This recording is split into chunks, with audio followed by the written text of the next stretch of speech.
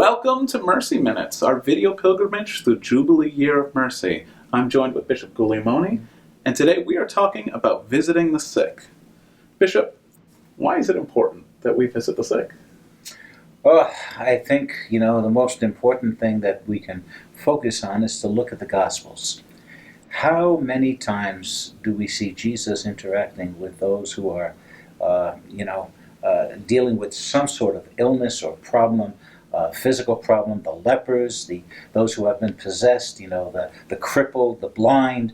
Over and over and over we see Jesus reaching out and bringing a sense, in most cases, of physical healing, but in some cases simply spiritual healing, simply by his presence. And I think that if we're going to call ourselves disciples of Jesus Christ and followers of Jesus, one of the most important things we should be doing is imitating his life and his outreach to people.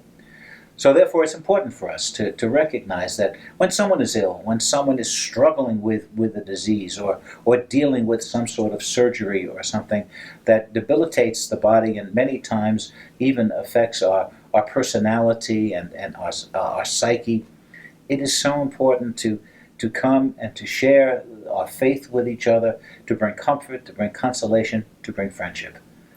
That's what Jesus would do. What does it say about the church when its members take time to visit and to care for those who are ill?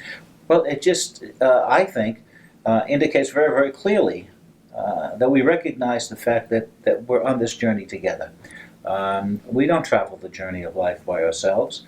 And there are times when we will travel this journey of life and we'll be vigorous and filled with all kinds of enthusiasm, perhaps even with a lot of good health and the ability to do all kinds of wonderful things in terms of walking the journey. But we do it together, and there are times when others might find themselves in a situation of dealing with illness and they're not able to do the things that they once were able to do.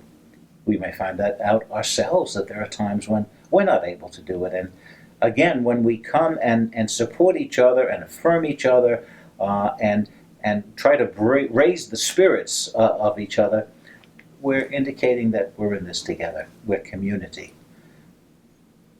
Who are the sick? I mean, it certainly includes those who are ill, those who are homebound, the elderly. Are there others we can consider sick? Oh, yeah. I mean, we're dealing there with physical or psychological illnesses, as that you had mentioned. However, there are other kinds of illnesses. There are spiritual illnesses as well. An illness that might keep us away from experiencing the presence of God, or might keep us away from church. Sometimes we've been hurt by a certain action or a word of a fellow traveler on this journey, or maybe even a priest or a religious who has said something that might have hurt us in one way or another, and we find ourselves falling into a spiritual illness and attempt perhaps to rid ourselves of presence in the church. And I would consider that a spiritual illness. And I think we all have people, perhaps even in our own families, who for one reason or another have left the active participation in the church and are experiencing a spiritual illness. They may not even realize it, but it's so important for us to reach out and to do our very best to heal them, to bring them to a deeper sense of God's presence and God's grace. What I find interesting about this work of mercy is that it's called visiting the sick. That means it's something we should do even if we're not the physician, or we're not even the caretaker, the assigned caretaker of the person we're visiting. Yeah. Well, let's face it, I mean, every Sunday we go to Mass, and usually one of the petitions we will hear in almost every church we go to is we pray for the sick of our parish and the sick in our families, etc. And that's important that we would pray for the sick. But this spiritual work of mercy says that's not enough. We sit and we pray. We might think about them. We might even write a note, but it's not the same thing as bringing a physical presence. That says something so important. Look at the Gospels. How many times was it that Jesus touched someone or spoke to someone. Or in the case of, in Luke's gospel, where the sick person is lowered from the roof. Why? Jesus could have healed, at any point. But no, there had to be that physical contact that was so necessary. And I think that's what the spiritual work of mercy is talking about. Make an effort to actually go and see somebody face to face and bring that healing presence of Christ in your own person.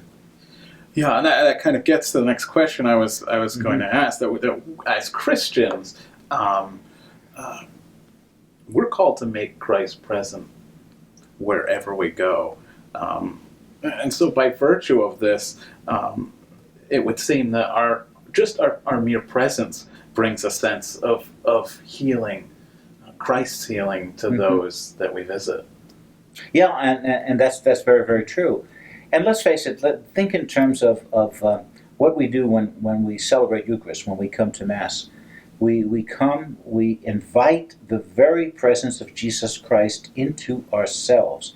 So in a sense, we become tabernacles, dwelling places of the presence of Jesus in ourselves. And at the end of the Mass, we're told to go forth and to spread that presence, to bring that presence to other people.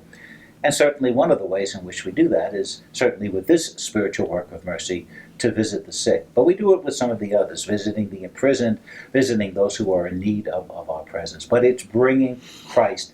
Not only the Christ that dwells within us because we're baptized Christians, but the Christ that we as Catholics bring because the Eucharist has become a very part of ourselves. Great. Well, thank you, Bishop, and thank all of you for joining us today. And remember to go out and bring the healing presence of Christ to others. God bless you all.